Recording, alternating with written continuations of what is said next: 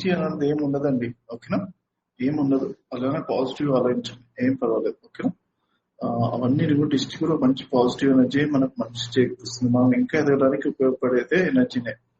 Okay, అలానే అనుకోండి.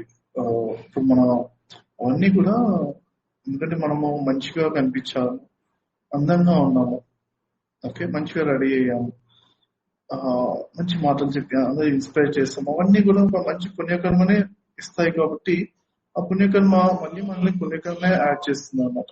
ఓకేనా, అంత పాజిటివ్ ఎదుగుతూ ఉంటాం. ఓకే అండి, కంప్లీట్ గా దిష్టి అనే కాన్సెప్ట్ మన ఫిట్నెస్ లో తీసేయండి, ఏం లేదు, మనకు అన్ని కూడా వెళ్ళిపోతాయి. ఎందుకంటే థాట్లెస్ స్టేజ్ లో ఒక 3 నిమిషం ఉన్న వాళ్ళకి దిష్టి వెళ్ళిపోతుంది.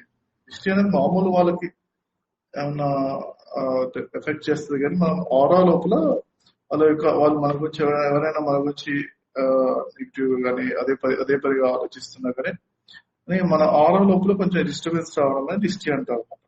ఇది అలాంటిది ఏమి ఉండదు మనకు. ఓకే, మన గురించి అందరూ పాజిటివ్ గా స్పిరిచువాలిటీలోకి వచ్చిన తర్వాత దిష్టి అనేది ఏమి ఉండదు.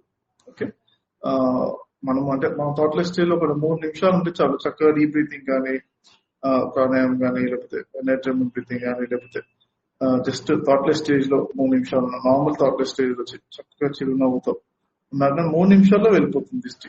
ఎందుకంటే 3 నిమిషాల్లో ఆరా క్లియర్ అవుతుంది.